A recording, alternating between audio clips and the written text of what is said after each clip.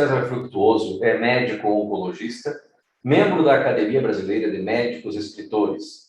Escreveu diversos livros espiritualistas e é estudioso na área de ectoplasma, materializações de espíritos, campos morfoenergéticos, dentre outros. Participa do grupo Lar de Frei Luís, no Rio de Janeiro. Com a palavra, Dr. Paulo César Fructuoso. Muito boa tarde ou boa noite. Imensamente grato com o convite que nos foi feito, de nós participarmos de um evento tão importante. E o título da nossa apresentação é a Medicina Mediúnica do Futuro, que certamente tudo que nós estamos vendo ser dito ao longo da nossa apresentação faz parte dessa medicina mediúnica que, me parece, já é a presente. Bem, aqui estão as duas principais personalidades que me influenciaram na atual existência a ingressar nessa vertente dessa medicina que vem se aproximando cada vez mais rápido dos ossos médicos da Terra. Frei Luís, um frade franciscano alemão, que veio aqui para da primeira metade do século XX para o Rio de Janeiro, se radicou na região serrana do Rio de Janeiro, e, pelos históricos, realizou tamanhos prodígios por ali, que passou a ser considerado um verdadeiro santo. Dentro de tudo que eu pesquisei, me parece que o que acontecia com Frei Luís estava por conta da sua mediunidade. Frei Luís era um sensitivo, poderoso. E o Luiz da Rocha Lima, que foi o maior homem que eu conheci na vida, profundo estudioso dos fenômenos mediúnicos, da ciência da mediunidade, e presidente do Centro Espírita aqui do Rio de Janeiro, Lar de Frei Luís, a qual eu pertenço. Estou no Frei Luís há 43 anos. Ingressei lá com 26 anos de idade, aí a figura do amigo de vocês, o Luiz da Rocha Lima, realizando uma das suas apresentações, meu pai, o principal médium vidente da instituição por 50 anos, e aqui uma fotografia do Lar de Frei Luís na atualidade. Bom, então, as primeiras fotografias que eu mostrei foi as duas personalidades que influenciaram na minha entrada nessa vertente de estudo da ciência da mediunidade, que certamente será uma das principais bases da medicina do futuro. Apresentei Frei Luís, um frade franciscano, que veio aqui para o Brasil na primeira metade do século XX, se radicando na região serrana do Rio de Janeiro.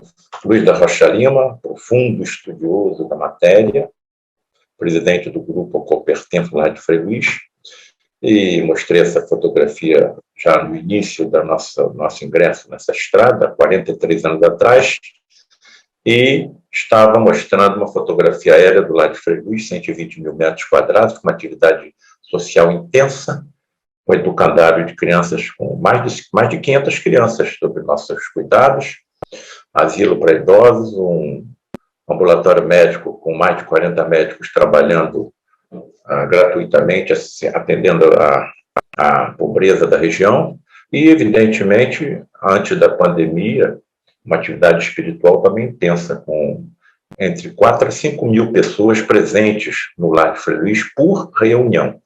Curiosamente, o maior centro espírita do Rio de Janeiro é comandado por uma entidade católica, né? Frei Luís, ainda assessorado por outras entidades católicas, como o Padre Isabel, Frei Leonardo, Frei Beneditino Kelly, Frei Rogério e outros. Olha, me parece que deduz-se facilmente que nós é que nos dividimos em católicos, em espíritas, em protestantes, em muçulmanos, em judeus, em maometanos, porque por tal Criador, Deus, que eu não entendo, por enquanto só tenho certeza que ele existe, porque o universo não pode ser obra do acaso, nem a vida pode ser obra do acaso. E quando eu falo em universo, eu vou até mais longe, eu falo em multiverso. Então, como é que eu posso entender um Criador que cria múltiplos universos que se interpenetram pelos outros? E, segundo os nossos cientistas, são infinitos. Por enquanto, só sei que esse ser existe. Acredito que um dia eu vá compreendê-lo, porque, ao longo da nossa apresentação, vocês vão perceber que eu adquiri convicção inabalável de que sou imortal. Vou viver para sempre. Estou agora com uma borboleta habitando um casulo. A vida está na borboleta, não está no casulo. Mais cedo ou mais tarde, eu vou sair desse casulo e o meu corpo físico vai se degradar e as suas moléculas e seus átomos vão entrar na organização de outros corpos orgânicos ou inorgânicos, mas o meu componente imortal, energético, vital, transmissor da vida ao meu corpo físico, esse componente que eu necessito para interagir com esse universo, vai permanecer vivo para sempre.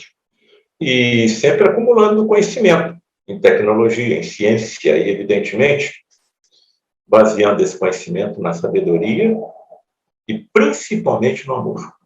E acredito que quanto melhor eu puder praticar o amor, mais feliz eu vou me sentir. Olha, se o Ricardo tivesse me convidado para falar sobre alguma outra dessa vertente do espiritismo, filosofia, religião, eu estava fora. Doutor Paulo César, o senhor poderia falar sobre as bem-aventuranças do Evangelho? O poder do perdão? Ricardo, eu estou fora. Esses assuntos eu ouço, não falo. O que me atraiu no ingresso dessa história foi a ciência. E, através de fenômenos estranhos que aconteciam até dentro da minha própria casa, eu era filho único, sou filho único, e através da mediunidade do meu próprio pai, que era um poderoso médium, não somente vidente, desde os 6 anos de idade, ele desencarnou com 93 anos, mas também com as atividades ditas físicas. Ele era um sensitivo de efeitos físicos. Essa mediunidade, a mais rara de todas, ela foi quem influenciou o fundador do Espiritismo e o atraiu na pesquisa de tais fenômenos, as chamadas mesas girantes. Objetos que se movimentavam e respondiam perguntas. Como é possível uma mesa responder pergunta? Então, evidentemente, alguma inteligência estava manipulando essa mesa, ou essas mesas, utilizando alguma forma de energia que não é ainda acessível à nossa ciência. Mas a nossa ciência é humilde o suficiente para reconhecer que só sabe o que acontece em 4% do universo. O que acontece em 96% do universo, a nossa ciência não sabe e é designada como matéria escura, como energia escura, que permeia todo o universo, e os nossos cientistas ainda não sabem. Então, o que me atraiu para essa história foi a ciência. Eu não acredito em milagres, nem acredito em sobrenatural. Acredito em leis físicas, químicas e biológicas que ainda não foram alcançadas pela nossa ciência. Talvez eu faça milagres. Eu sou cirurgião há 46 anos, faço cirurgia oncológica, a maior parte dos pacientes que operam são cancerosos, e quando eu chego a algum hospital moderno aqui no Rio de Janeiro para realizar algum procedimento cirúrgico, eu tenho que lavar minhas mãos e meus braços, e eu não toco em nada. Simplesmente eu passo a minha mão em frente a uma célula fotoelétrica e a água sai da torneira sem que eu toque nada. Eu acho que se eu tivesse com uma criança ou com um selvagem ao meu lado, ele ia acreditar que eu fiz algum milagre. Não existem milagres, nem existe sobrenatural. Existem leis físicas, químicas e biológicas que a nossa ciência não alcançou, mas vai alcançar. Então eu posso me considerar um tal Tomé moderno. Tomé, vem cá. Encosta aqui os teus dedos na perfuração dos meus punhos, dos pregos, dos cravos que me pregaram na cruz. Agora coloca a mão aqui no meu tórax. Você está percebendo a perfuração da lança de Longinos, que chegou até o meu pericárdio, até o meu coração? Aí ele acreditou. Isso me parece que é o que acontece com talvez 80% dos meus colegas médicos. Nós não acreditamos em nada além da matéria tangível. Isso tem uma explicação. Eu sou cirurgião há 46 anos, já abri milhares de pacientes. Hoje, abro muito menos, porque trabalho com cirurgias minimamente invasivas com microcâmera de televisão. E nenhum dos pacientes que eu abri ou penetrei com mini câmera de televisão, eu encontrei o espírito, eu encontrei a alma. Então, principalmente cirurgiões, né, que são radicais, são diretos, paciente com apendicite, bota na mesa e tira o apêndice. O paciente está com uma colecistite aguda, bota na mesa, tira a vesícula. É que nós temos dificuldade de poder acreditar em algo além da matéria, mas esse algo além da matéria existe. Daí me parece a importância do que eu faço, dos livros que escrevo, das palestras que realizo no Brasil e no exterior, porque eu estou percebendo uma intensa necessidade de informação. Daí a importância de encontros iguais a esse. Quem somos, de onde viemos e para onde é que nós estamos indo. Aqui está um prêmio Nobel de Medicina e Fisiologia de 1913, Charles Richet, um fisiologista, médico fisiologista francês, e que ganhou esse prêmio Nobel por ter descoberto a resposta anafilática humana. Eu tive que tomar uma grande decisão no início dessa história. Ou eu me viro para a esquerda e nada disso está acontecendo na minha vida, porque acho que ninguém vai se entregar anestesiado às mãos de um cirurgião que acredita em fantasmas. Principalmente se esse cirurgião disser que acredita em fantasmas cobertos por lençóis. Não, esse indivíduo não pode ser um cirurgião. Ele deve ser um lunático.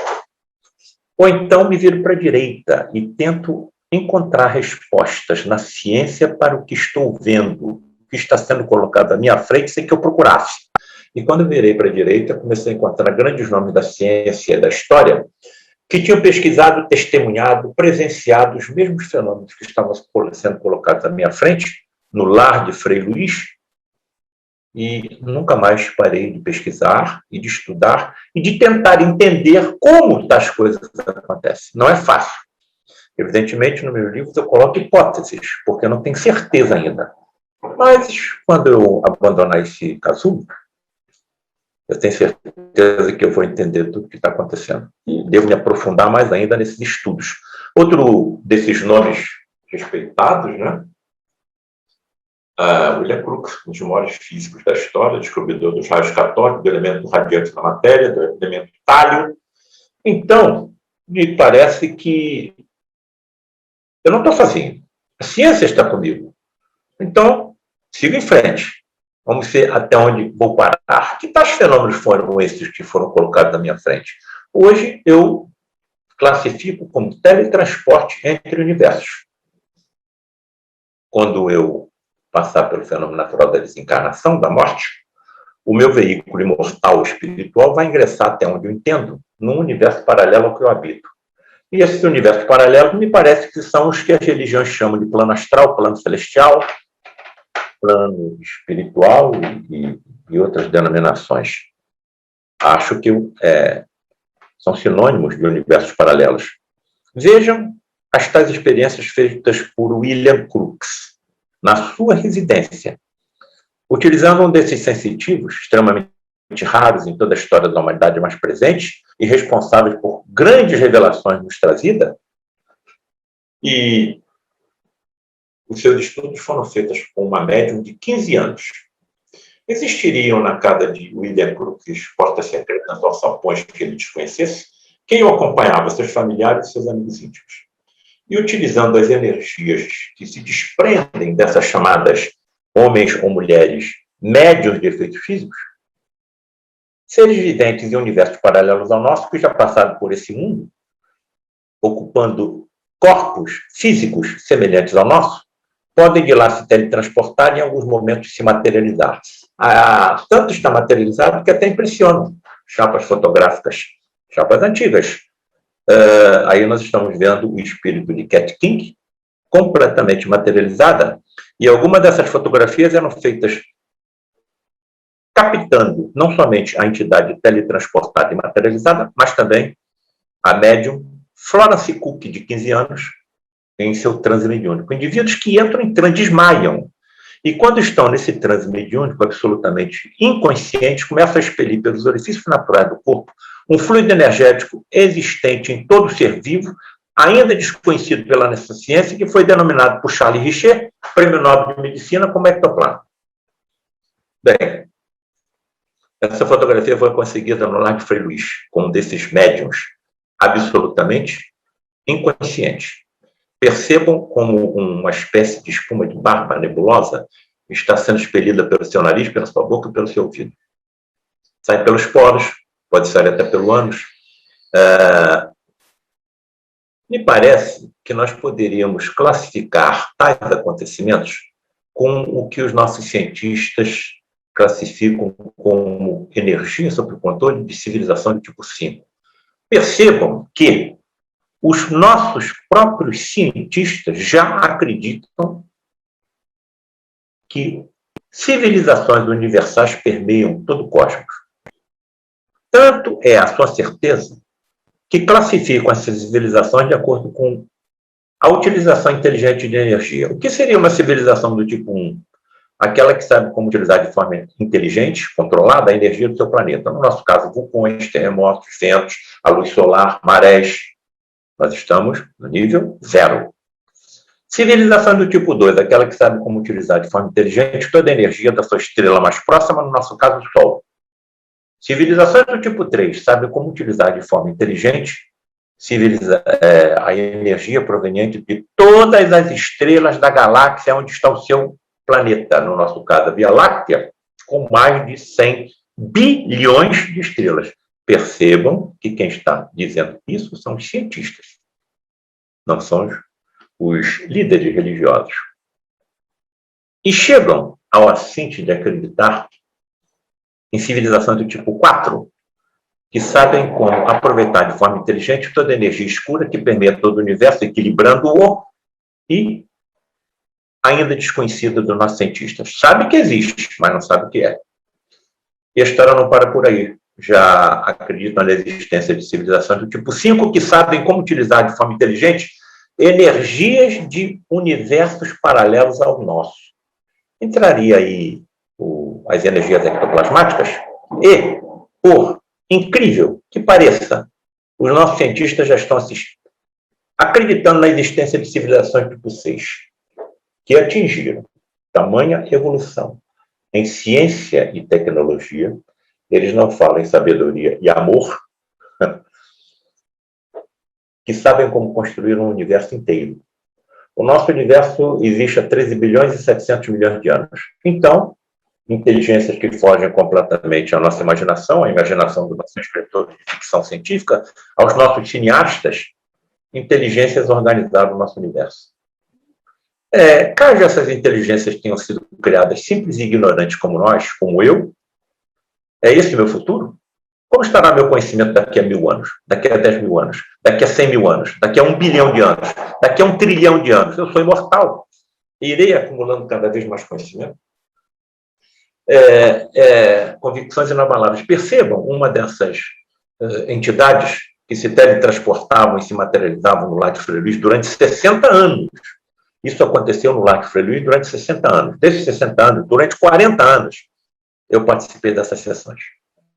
Como médico, percebam que a entidade teletransportada e materializada à porta da cabine difere na sua fisionomia do médium que cedeu a energia necessária a que tal fenômeno acontecesse. Uma série de exigências físicas e químicas são necessárias, por exemplo, a ausência de luz, porque os fótons da luz artificial e da luz natural afetam o ectoplasma quando se desprende do médium, afetam o médium em transe e afetam a entidade teletransportada e materializada. Se você está na escuridão completa, como é que você vê uma entidade teletransportada e materializada? Porque quando ela sai da cabine, que funciona como um condensador de energias, ela sai emitindo luz pela bioluminescência astral, assim como acontece com pirilampos, com vagalumes, com peixes abissais, com bactérias oceânicas e outros seres vivos. Bem, percebam que saem envoltos em mantos alvinitentes. Dentro da minha parca experiência, eu acredito que as histórias antigas de fantasmas cobertos por lençóis tenham origem nos fenômenos de teletransporte e materialização de espíritos. Tamanha foi a quantidade de informações que eu fui acumulando ao longo de 40 anos, que me vi na obrigação de colocar isso em público. Eu nunca tinha pensado em escrever livro nenhum. Tinha facilidade de fazer redações, ganhei até prêmio no colégio que eu estudava fazendo redação. Será que isso tem algum planejamento? Bom, e aí está o que nós conseguimos fazer até agora. Em 2014, a face oculta na medicina.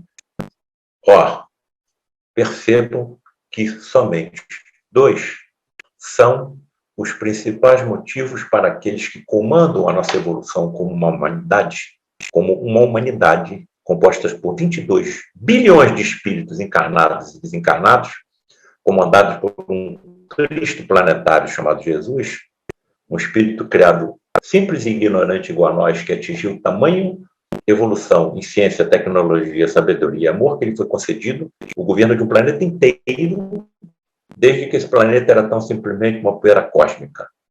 Há 4 bilhões e 500 milhões de anos. Então, há 4 bilhões e 500 milhões de anos, o tal Jesus já era Jesus. É nele que eu coloco as minhas esperanças na salvação da humanidade e do planeta. Não tenho nenhuma preocupação com o futuro. Espíritos decaídos materializados, reflexões espiritualistas e científicas do médico, alienígenas ou médiuns, ponto de interrogação.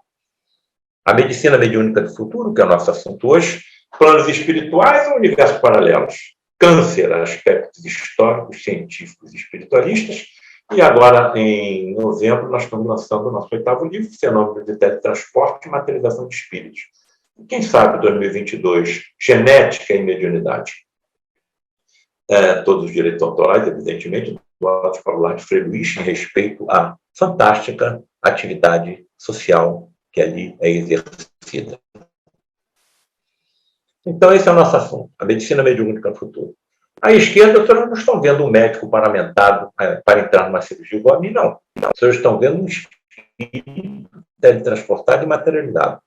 Frederic von Stein, cirurgião do exército nazista, que se aproximou do lado de Frei Luís porque no nosso educandário com mais de 500 crianças haviam judeus reencarnados e o ódio persistia. Só que caiu nas malhas do amor de Frei Luís, que também era alemão. E quando percebeu os equívocos que ele tinha realizado e que continuava, caiu na realidade, ficou durante 10 anos sem se manifestar. Quando ele se manifestou pela primeira vez, antes desses 10 anos no lar de Frei Luís, ele se encarnava, entendo a encarnação mediúnica como um fenômeno superior à incorporação. Quando o espírito está encarnado no médium, o médium nada percebe e depois nada se lembra. Frederic, encarnado em um médium chamado Benayoun, batia os calcanhares e saudava Hitler em alemão com a mão direita estendida.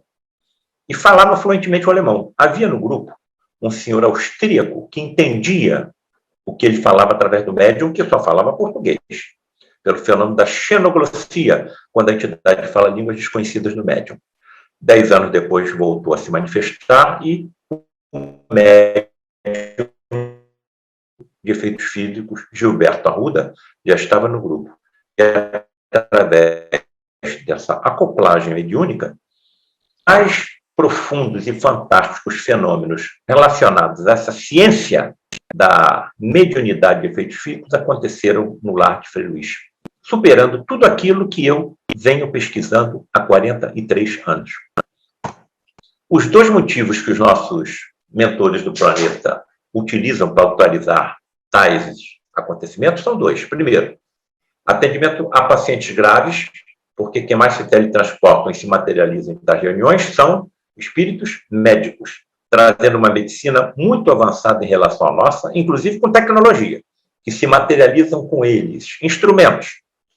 Segundo, menos importante, lampejos, clarões, relâmpagos lá no horizonte do que será a medicina mediúnica do futuro, quando os médicos serão poderosos médiums e poderão utilizar recursos ultrassensíveis em relação aos nossos, e até onde eu entendo, acham-se incrustados no nosso ADN, no nosso genoma, ainda desconhecidos dos nossos geneticistas, e que poderão, quem sabe, ou certamente, serem acelerados pela engenharia genética. Eu vou desencarnar diante da evolução do meu espírito muito rasteira, muito primária. Ninguém me conhece melhor do que eu. Eu vou reencarnar no futuro. Quero ser médico de novo. Vou fazer prova e vou entrar para a faculdade de medicina. Eu estou percebendo, até onde eu entendo, que a primeira coisa que farão comigo serão recolher células da minha mucosa bucal e um exame profundo, exato, da composição do meu ADN. Se for percebido que eu tenho a genética da mediunidade, serei desenvolvido por profundos estudiosos do assunto, que serão os professores das escolas de medicina do futuro. Olha, dentro desses diálogos que nós conseguimos, ao longo de 40 anos, travar com tais colegas, uma coisa ficou clara para mim, aliás, que já vinha sendo relatada por obras mediúnicas confiáveis desde meados do século XIX. Para cada célula do meu corpo físico, eu tenho uma célula extrafísica, localizada num envoltório do perispírito, denominado do envoltório do espírito, denominado perispírito, que a nossa ciência já está estudando com outra denominação, campos morfogenéticos. O Sheldrake, um dos principais cientistas que estudam essa área. E se eu tivesse conhecimento científico que me permitisse teletransportar células desse envoltório para o corpo físico do paciente? Energia não vai faltar. Nós vamos ver como eu tenho energia.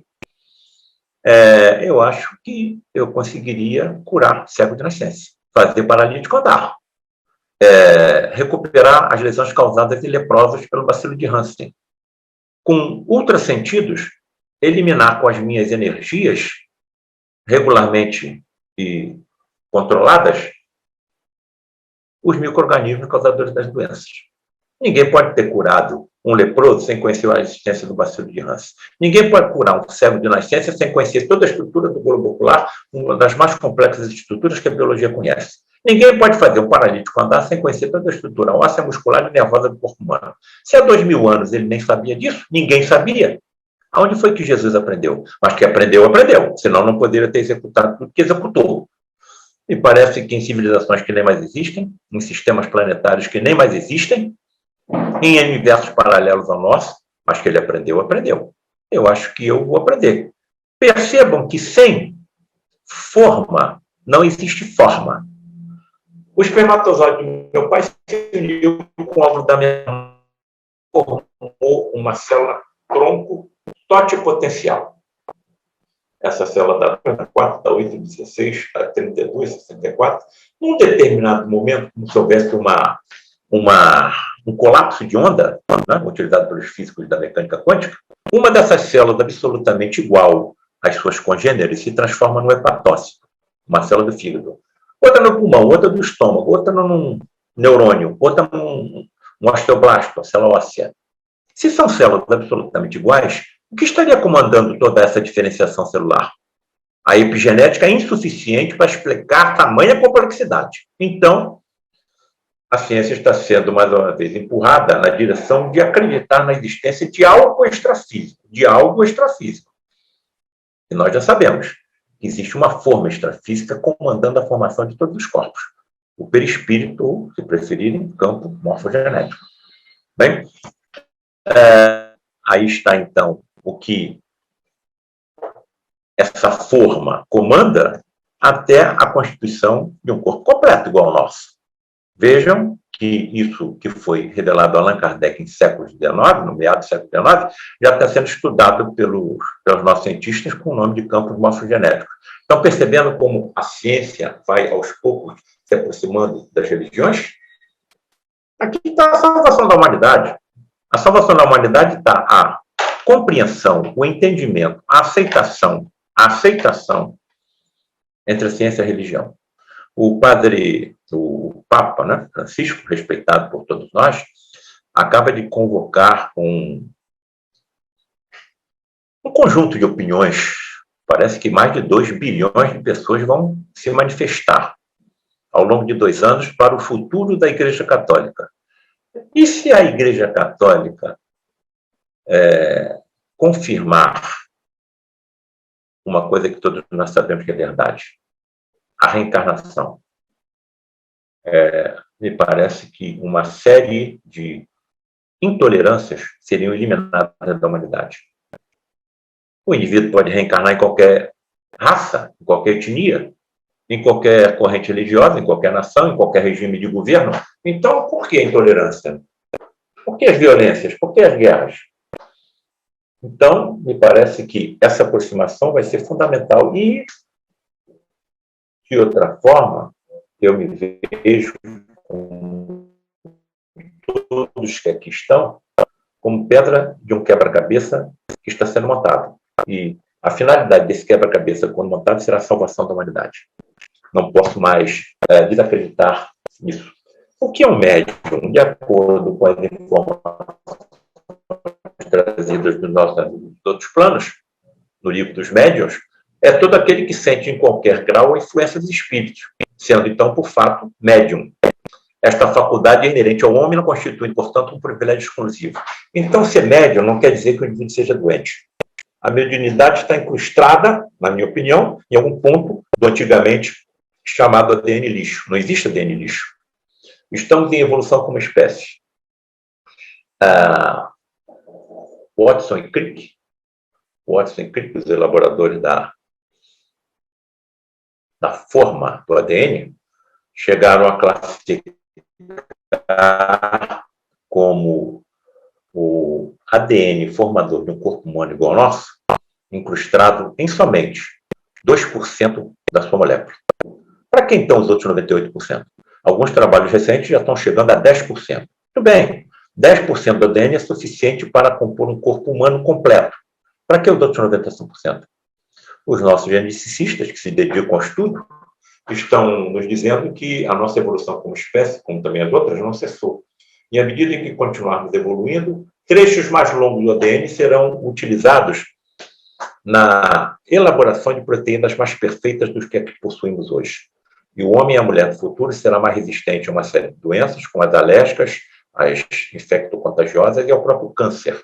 E, inclusive, terá sentidos ultra-evoluídos em relação ao que hoje possuímos.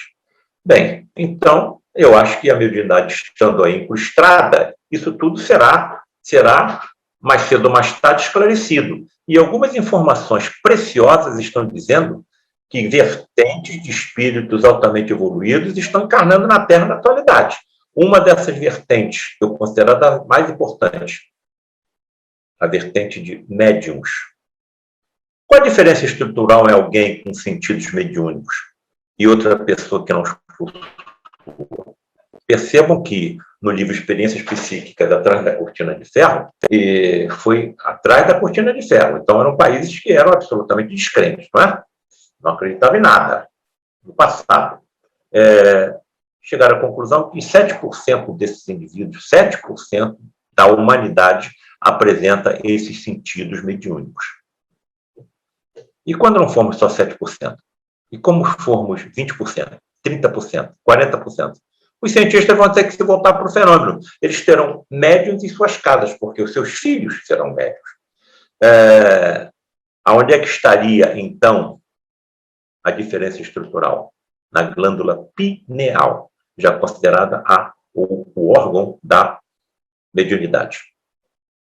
E, de acordo com o número de cristais existentes dentro dessa glândula, maior será a captação e a exteriorização de campos energéticos. Cristais de apatita, pesquisados, inclusive, por um colega nosso da USP, o maior pesquisador do assunto, Sérgio Felipe de Oliveira, que, através de pesquisas da glândula pineal com a difração de raio-x e tomografia computadorizada, relatou a presença dos tais cristais de apatita magnetizados, capazes de repelir e atrair campo de energia. Conclusão: quanto maior o número de cristais de apatita, maior a capacidade de uma pessoa captar e expelir energia. Qual será a diferença entre os ditos sensitivos ou médiuns e nós? O número de cristais de apatita. Quem determina o número de cristais de apatita dentro de uma glândula pineal? O genoma pessoal de cada um de nós. E se isso puder ser acelerado no futuro em médicos, por exemplo? Então, um médium com um número considerável de cristais de apatita em sua glândula pineal poderia captar e utilizar de forma inteligente suas energias físicas e extrafísicas. Vejam que nós ingressamos nas civilizações do tipo 5, acreditadas pelos nossos cientistas. Talvez tenha sido essa a intenção de Jesus quando diz essas palavras: vós todos sois deuses. Aqueles que acreditarem em mim farão as mesmas obras que eu farei, que eu faço, e outras maiores ainda. Então, quer dizer, eu faria as mesmas obras que ele fazia e outras maiores ainda. Ele acalmava o mar, ele acalmava o vento. Os nossos físicos estão dizendo que nós somos compostos, aí entre os biólogos também, por aproximadamente 7 octilhões de átomos. Eu tenho 7 vezes 10 elevado a 27. 7 vezes 10 elevado a 27 de átomos no meu corpo físico. Quanto de energia atômica existe, então, no meu corpo? Eu peso 90 quilos. Segundo os nossos físicos, 161 mil bombas atômicas eu tenho só na minha composição física, sem falar nas minhas energias extrafísicas. Eu acho que se eu pudesse controlar de forma inteligente tamanha quantidade de energia só física, eu acho que eu conseguia controlar ou acalmar o mar e o vento, pelo menos em volta de onde eu estivesse. Agora, isso é uma gota de oceano quando nós raciocinamos sobre a quantidade de energia manipulada pelo Cristo planetário, evidentemente com as legiões de espíritos sob seu comando, na organização de um planeta inteiro, com uma poeira cósmica desprendida do Sol. Me parece que é isso que ele quis dizer quando, com as suas palavras, todos vós sois deuses.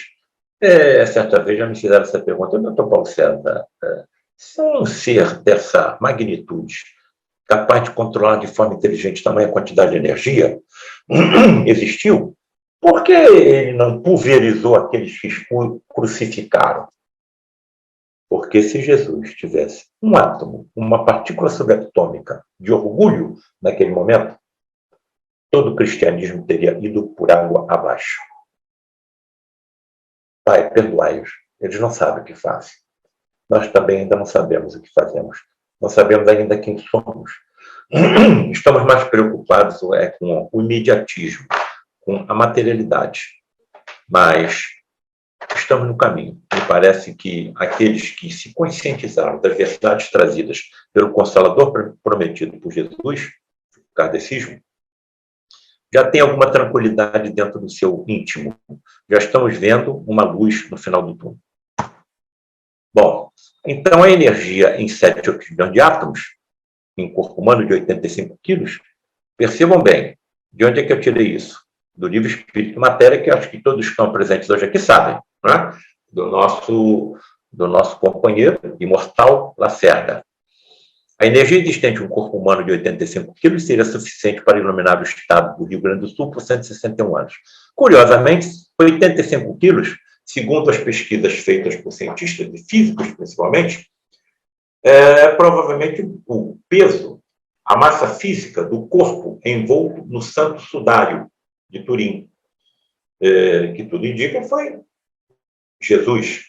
Então, só nas energias físicas de Jesus,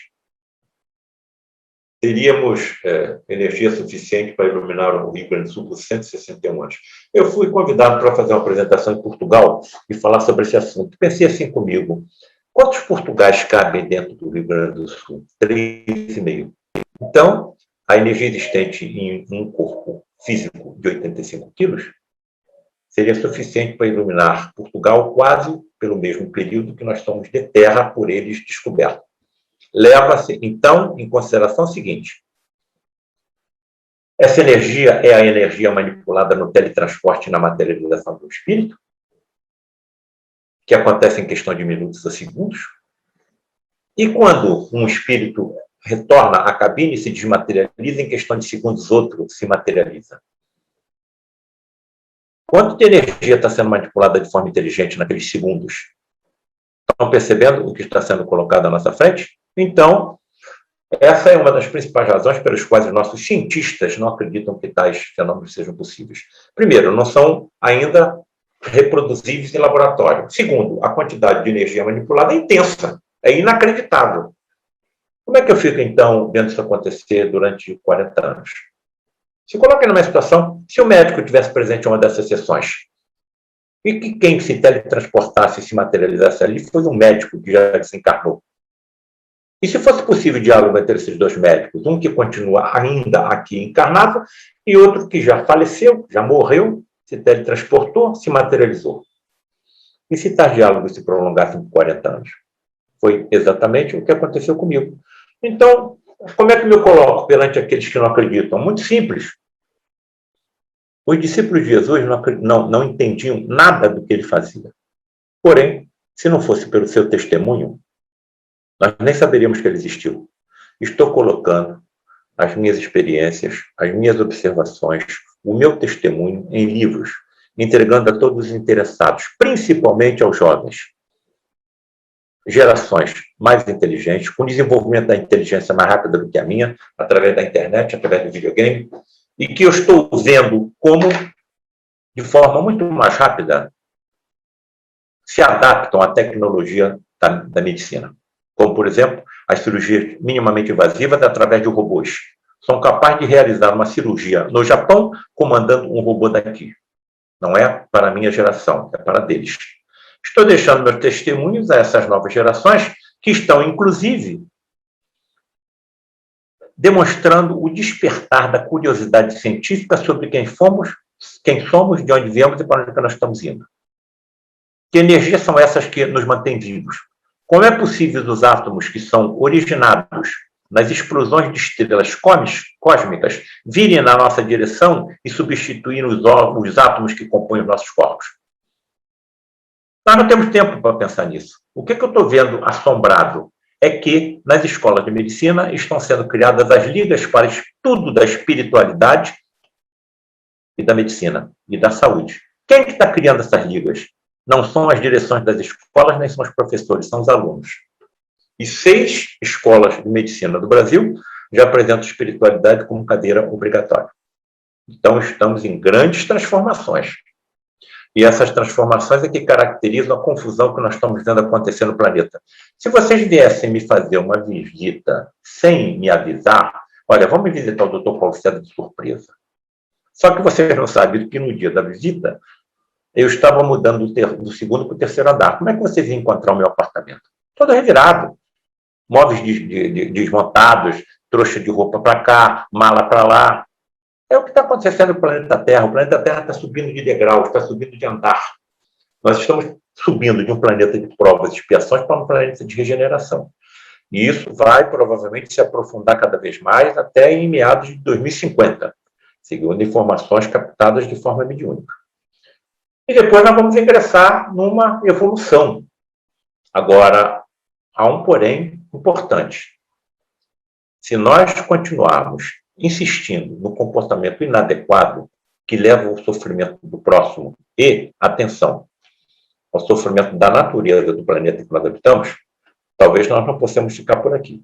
Porque o nosso peso específico do perispírito não se coadunará com o peso específico do orbe planetário que nós estamos habitando. Então, devemos ter cuidado com aquilo que fazemos, com aquilo que falamos e até com aquilo que pensamos. Bem, por que os médicos de hoje não conseguem realizar as curas mediúnicas, por exemplo, que Jesus realizava? Não temos inteligência, nem temos constituição genética adequada. Eu não tenho inteligência para manipular as energias em mim latentes. Eu não tenho a constituição genética que permita exteriorizá-la e direcioná-la de forma inteligente na direção de algum enfermo. Por exemplo, para eliminar um tumor maligno, uma placa de ateroma, um corpo estranho, um parasita, cálculo de vesícula, um cálculo de rim, até onde eu estou percebendo, as energias ectoplasmáticas em mim existentes serão utilizadas de forma inteligente pelos médicos, médiums do futuro. Mas me parece que estamos no caminho. Essa fotografia é de uma médium russa chamada Nina Kulagina. Se vocês colocarem o nome dela na internet, verão um filmete de 7 segundos. Nesse filmete de 7 segundos, Nina Kulagina, sem em nada tocar, pelo fenômeno da telecinesia, consegue movimentar pedaços de papel e fósforos. Porém, todavia, contudo e entretanto, esse filmete de 7 segundos levou 7 horas para ser feito. 7 horas, porque a cada meia hora de concentração, essa sensitiva perdia 1,5 kg da sua massa física. Tinha que parar, tinha que hidratar, tinha que descansar, tinha que alimentar e depois dar continuidade à experiência. Então, não temos ainda a constituição genética que nos permita realizar os procedimentos fabulosos, realizados pelo médico dos médicos, Jesus. E com relação à nossa inteligência, também estamos no caminho. Percebam o trabalho feito por essa pesquisadora, Catherine Pollard. Ela decidiu estudar profundamente uma região genômica denominada HAR1, no córtex cerebral, relacionada com o nível de inteligência humana. Vejam quais foram as suas conclusões. A região genômica, composta por um total de 3 bilhões de bases relacionadas com HAR1, só tem 118 bases.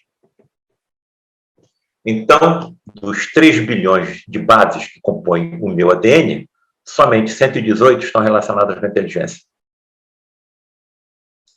Durante 300 milhões de anos, essa região HAR1 permaneceu inalterada.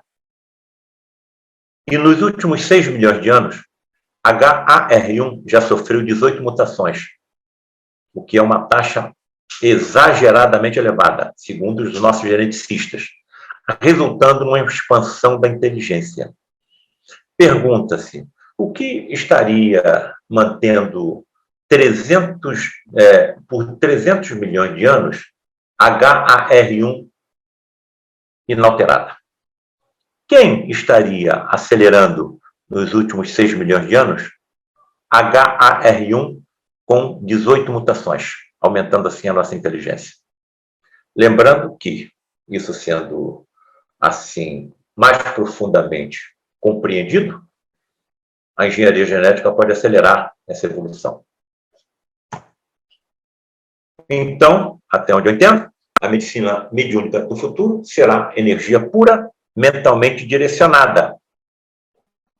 Evidentemente, com auxílio. A mesma energia que o médico Jesus utilizava nos seus procedimentos. Por que eu digo com auxílio? Porque quando a hemorroísa se tornou curada, Jesus não a curou diretamente. Quem tocou em minhas vestes? Senhor, estamos no meio de uma multidão, como podemos saber quem ele tocou? Mas eu senti uma virtude de mim se desprender. Entendamos virtude como energia. Se não foi ele diretamente quem curou a hemorroísa, quem curou? Até onde eu entendo, médicos que o acompanhavam e que se utilizaram da psicosfera adequada dessa hemorroísa, digamos, fé, e encontraram o ambiente exato e necessário, compatível para a cura. Quando eu falo que Jesus se achava acompanhado por médicos, eu estou pensando em todos os médicos da Terra. O servo do centurião, ele só soube que o servo tinha sido curado no dia seguinte. Então, ele estava localizado a quilômetros de distância onde se encontrava Jesus.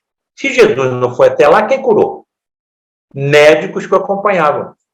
E utilizo esse exemplo para lembrar, provavelmente temos vários colegas participando do nosso encontro, que nenhum de nós está sozinho, nem aqueles em que nisso não acreditam, mas que honram sua profissão.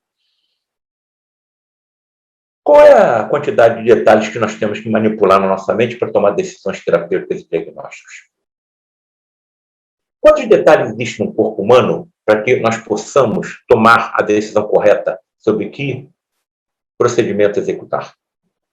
Então, nem os que não acreditam nisso estão sozinhos. Então, enquanto nós estamos cuidando do cadulo, eles estão cuidando da borboleta. E mais à frente, talvez eu volte nesse assunto. O que será possível médico médium do futuro? Até onde eu entendo, a percepção do mundo espiritual pela vidência. A captação das orientações dos médicos espirituais pela intuição nítida e clara audiência. A visão por transparência, a visão microscópica, a visão ultramicroscópica, as cirurgias hiperfísicas, a desintegração molecular de anomalias, a materialização de próteses de ectoplasma. Calma, Paulo César, você tem certeza que você está, assim, cônscio, absolutamente controlado na tua mente? Você não está falando coisa exagerada, não? Você não está ultrapassando o limite? Não. Porque tudo isso que eu coloco aqui, eu vi acontecer. E lembre-se, quem está falando para vocês é um cirurgião com 46 anos de estrada, não pode ser um alucinado. Se eu fosse um alucinado, não podia ser um cirurgião, seria um serial killer. Não chegou o momento de nós realizarmos, utilizarmos essas potencialidades em nós adormecidas. Imagine se todos os médicos da Terra tivessem a visão por transparência. Todas as empresas que fabricam os instrumentos, os equipamentos que nós utilizamos para diagnóstico do nosso paciente fechariam as portas e nós causaríamos uma multidão de desempregados. Eu confesso como cirurgião que eu não posso ter uma visão microscópica, porque eu não teria controle emocional vendo miríades de micro-organismos nas paredes da sala de cirurgia onde eu estou atuando, sobre a superfície do corpo do meu paciente, na roupa dos meus assistentes. Não chegou o momento.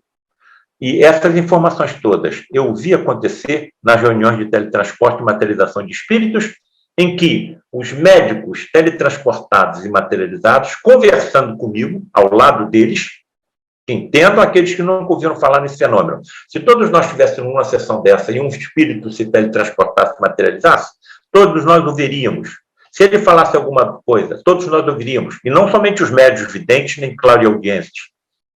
Se ele exalasse algum odor, todos nós perceberíamos. E se fosse possível tocá-lo, nós perceberíamos que ele era tangível. Ele está materializado durante alguns momentos. Frederic, olha uma das conversas que eu tive com ele. Como é que você identifica os órgãos dentro do paciente? Eu vejo os corpos dos pacientes como se pele ele não possuísse. Então, ele tem visão por transparência. E como é que você distingue uma célula normal de uma célula anormal, como cancerosa? Pelas suas vibrações e pela sua coloração. Se ele vê a célula vibrar, ele tem visão microscópica. Frederic, você é capaz de ver as organelas intracelulares? Sim, sou capaz. Para que nós possamos ver uma organela intracelular, como a mitocôndria, como o aparelho de Golgi e outros, nós precisaríamos de um microscópio eletrônico com aumento de 500.000 vezes a imagem. Ele diz que vê, com a visão natural desse. Frederic, você é capaz de ver o átomo e as partículas subatômicas? Não. Eu ainda não, mas espíritos mais evoluídos que eu, sim. Hoje, na evolução científica e tecnológica que nos encontramos, o átomo e as partículas atômicas podem ser perceptíveis através de microscópios eletrônicos ditos de tunelamento, que aumentam a imagem do objeto em até 100 milhões de vezes. O Frederic estava me dizendo que espíritos mais evoluídos que eu, que ele consegue ver átomos e partículas subatômicas. Quantos diagnósticos nós não faríamos? Nós detectaríamos alterações genéticas em uma célula que a estaria conduzindo na direção de uma transformação maligna. Todo câncer começa em uma única célula. E eu, evidentemente, com as energias ultra potentes em mim existentes, poderia eliminar essa célula. Ou, então, corrigir a deficiência ou a alteração mutagênica equivocada que estivesse ocorrendo nesse genoma. Materialização de próstata e ectoplasma? Como isso é possível? Eu vi acontecer em questão de segundos e minutos. E a peça que foi extraída do paciente operado, um médico, meu professor, fui eu que puxei. Sabem qual peça? Uma válvula cardíaca defeituosa. Uma válvula mitral defeituosa. Ele tinha uma insuficiência mitral. Na minha frente, Frederic encarnado no seu médium, e eu estava acompanhado com mais 4 colegas, éramos 5, um deles cardiologista, massageou o tórax do meu professor, à beira de deitado em um leito, com uma luminescência elétrica azulada fraca sobre o leite, mas que permitia que tudo que acontecesse fosse por nós percebido. Começou a massagear o tórax do meu professor, descrente, hein? Não acreditava em nada. E foi alertado do Frederic, meu irmão, não duvide, porque a sua dúvida pode levar a não conseguirmos realizar o que foi permitido em seu benefício. Tudo isso está descrito no meu livro A Face Oculta da Medicina. De repente, ele, sem se descuidar do que estava fazendo, falou: Paulo César, você está vendo o que está acontecendo? Estou. Então, relate em voz alta para os seus colegas que aqui estão. Frederico, ainda você está massageando o tórax do meu colega, do meu professor, estou vendo uma poça de sangue. E no meio de uma poça de sangue, estou vendo alguma coisa branca. Então, pegue isso branco que você está vendo e puxe. Peguei e puxei. Amigos, a válvula mitral dele veio na minha mão. E eu fiquei com aquela peça ensanguentada olhando os meus colegas e tomei a coragem de indagar. Posso fazer uma pergunta, Frederico? Sim. Se a válvula mitral dele está na minha mão, como é que ele está vivo? A medicina de vocês do futuro saberá como realizar tais procedimentos. Nós fomos desintegrando molecularmente, atomicamente, a peça defeituosa, desintegração atômica. E à medida que ela ia sendo desmaterializada, nós íamos materializando no local uma prótese de ectoplasma que adquire as mesmas características orgânicas do receptor e não tem rejeição. O mecânico de automóveis não podia me dar uma explicação dessa, não. Posso fazer outra pergunta, Frederico? Posso. Posso mandar examinar essa peça? Sim. Mandei 2 patologistas examinarem. Todos os 2 concluíram que era tecido cardíaco. Então, estamos no caminho. Incursões intercorpóreas e muito mais. Incursões intercorpóreas? Eu estava com 12 capítulos desse livro pronto, perguntei a mim mesmo: será que eu encontro alguma médica ou médico médium que possa me dizer o que acontece com ele dentro do centro cirúrgico? Dentro de um ambulatório, dentro de uma enfermaria, dentro de um consultório? E lá no Frei Luís tem uma médica muito discreta, proctologista, também homeopata, e eu a procurei e pedi uma ajuda. Eu estou com um livro assim, assim, assim, você pode me dizer o que acontece com você? Um pouco relutante, aceitou o meu pedido com uma condição: Paulo, que você não coloque o meu nome no livro. Tudo bem. Coloca um pseudônimo. E ela começou a me relatar. O relato que ela ia fazendo, das 16 perguntas que eu mandei por e-mail, era tudo que eu já tinha colocado nos 12 capítulos e ninguém sabia que eu estava escrevendo livro nenhum. Ela diz que quando entra no centro cirúrgico, ela se vê ladeada por 2 médicos, que ela chama de mentores. Ela vê mais médicos desencarnados dentro do centro cirúrgico do que encarnados. Nenhuma equipe está sozinha. Então, eu vejo um centro cirúrgico hoje, quando eu entro quase todos os dias, como um ambiente sagrado. Enquanto estamos cuidando do corpo físico, eles estão cuidando do espiritual. E nos intuindo, vai por ali, vai por aqui, vai para cima, vai para baixo. Num determinado momento, a sua visão é de transparência, ela vê o corpo dos pacientes por dentro. Ela penetra dentro do corpo do paciente, vê os órgãos por dentro. Por isso, ela não queria que o seu nome fosse colocado no livro. Ela adquire visão microscópica, ela vê a célula. Ultramicroscópica, ela vê cromossoma, ela vê gene, ela entra dentro da célula. Ela navega pela corrente sanguínea, vendo a hemácia passar por cima, por baixo, pela esquerda e pela direita. E aí, quando ela me relatou isso, eu me lembrei de um filme da década de 60, denominado Viagem Fantástica, aonde cientistas, evidentemente um filme de ficção científica, miniaturizam um submarino com médicos e cientistas dentro e injetam na corrente sanguínea do paciente com uma lesão cerebral. O submarino vai até o cérebro do paciente e eles eliminam a lesão com raio laser. E resolvi colocar o nome desse capítulo, Viagem Fantástica. Ia escrever um capítulo, escrevi 2. Tamanha foi a quantidade de informação que ela me passou. Então, me parece que isso é um exemplo do que será o médium no futuro. Então, ciência sem religião é manca, e a religião sem a ciência é cega. A frase exata. E, caminhando agora para o término, um breve relato de um cirurgião vascular de Mato Grosso do Sul. Me acompanhe e depois, se possível, até me envie alguma mensagem se eu devo ou não devo continuar nessa estrada. Prezado doutor Paulo César, meu nome é CV, ele não era o cirurgião, hein? Ele era o assistente. Quem estava operando era o seu professor, cirurgião cardíaco. Ao término de uma cirurgia cardíaca, em setembro de 19, para a instalação de 2 pontes acianas e uma mamária em um paciente rígido com 77 anos de idade, a cirurgia estava pronta. Agora é só fechar o tórax do doente. Fomos surpreendidos ao final da intervenção por uma ruptura da artéria aorta cardíaca. A artéria aorta cardíaca é o maior vaso sanguíneo do corpo humano. A cirurgia estava pronta. Rompeu a artéria aorta cardíaca e começou a jogar sangue no teto da sala de cirurgia. com consequente quadro hemorrágico incontrolável. Esta era a situação, uma inundação decorrente da ruptura da artéria aórtica.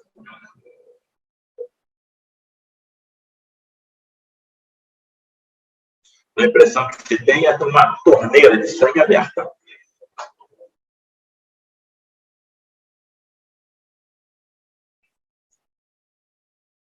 Da ponta e não para de rasgar. Nesse momento, o seu professor diz o seguinte: olha, já estamos lutando há 2 horas. Esse paciente está perdido. Tudo que era possível ser feito foi feito. Não temos mais condições de salvar esse doente. Ele me mandou 2 vídeos, que fique bem claro o que aconteceu.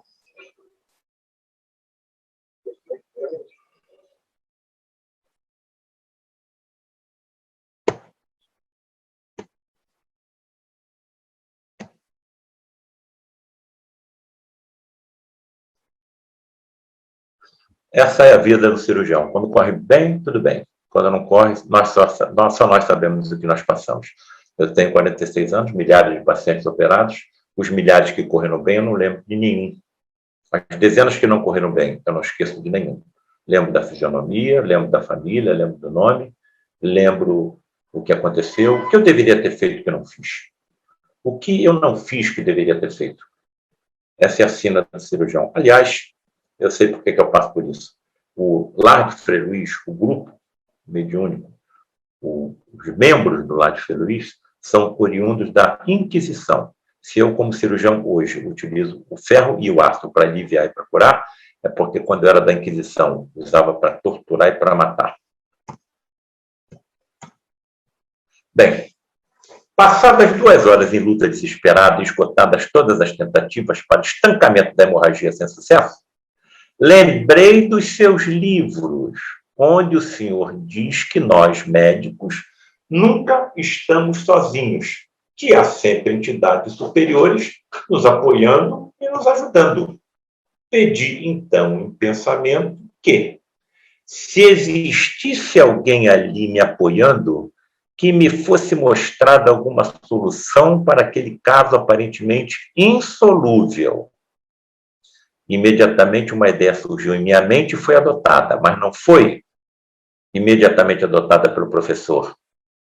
Ele já tinha aceitado que o paciente estava perdido, mas a insistência do seu assistente é que o levou a aceitar a sugestão.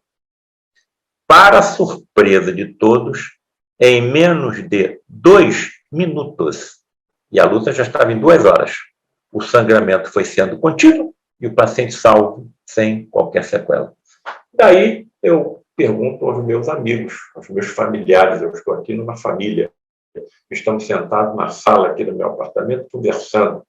E aí, Ricardo, continuo nessa estrada ou pulo fora?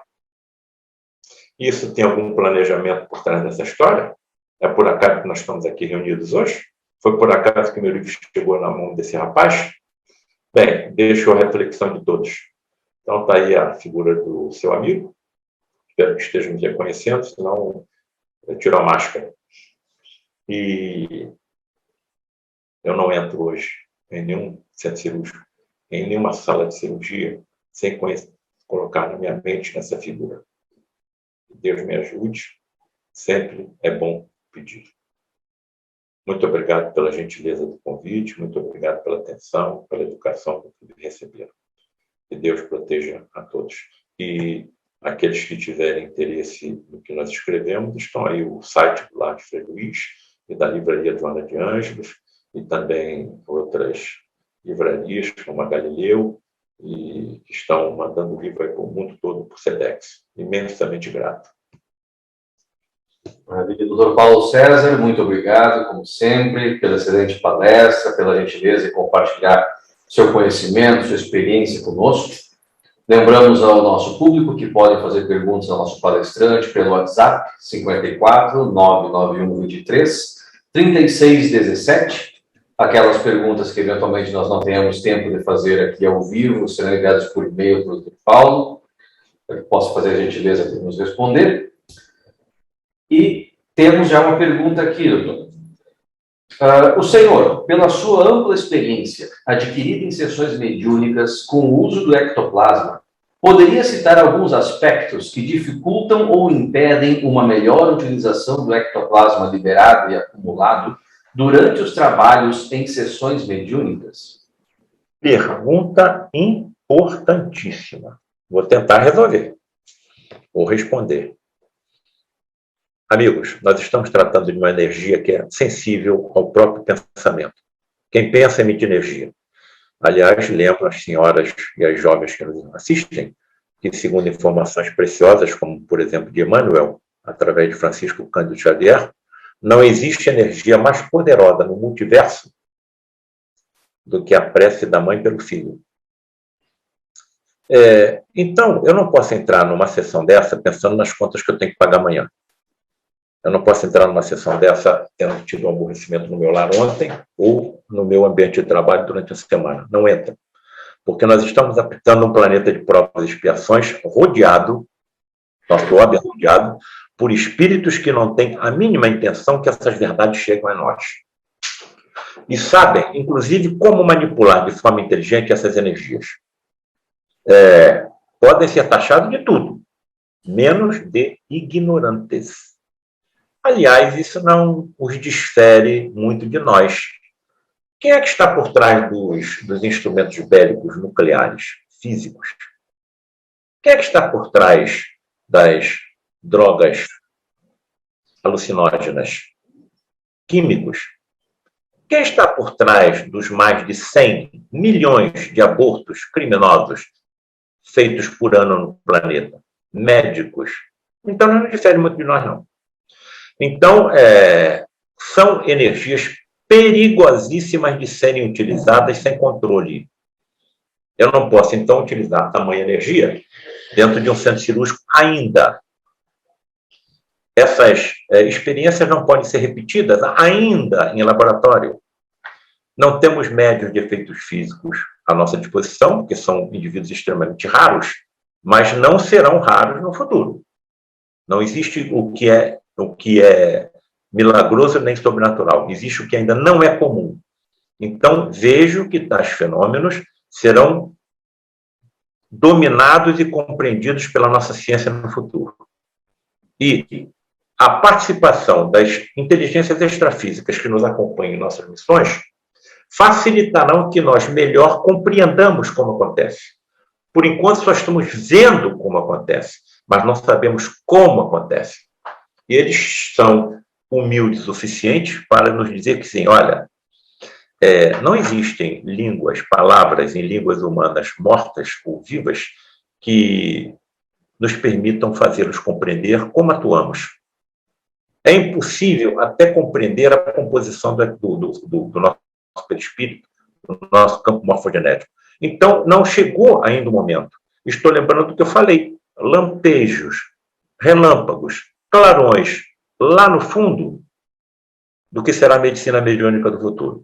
Um dos primeiros fenômenos que eu vi acontecendo lá do Frei Luís, quando lá ingressei, você ingressa com 25, 26 anos. Você vê isso acontecer, pensa que vai mudar o eixo do planeta. Você vai modificar o rumo da humanidade. Um dos primeiros fenômenos que eu vi acontecer foi um relógio de pulso meu, de metal pesado. Uma reunião pública, não foi reunião de materializações. E eu cheguei na sala onde era atendido os pacientes mais graves e o Frederico atuava através do seu médium. Nós ficávamos ali em concentração, pedindo, orando pelos doentes. E eu tirava o meu relógio e colocava do meu lado numa bancada. Acabou a reunião, me viram, o relógio tinha desaparecido. E o presidente Luiz da Rocha Lema ia, no final, sempre à nossa sala para saber se tudo corria bem. Tudo tinha corrido bem. Doutor Rocha Lema, o meu relógio desapareceu, estava aqui ao meu lado, ninguém se aproxima de mim. Primeira advertência, não traga objetos metálicos nem preciosos para cá, porque tremendas quantidades de energia são aqui manipuladas.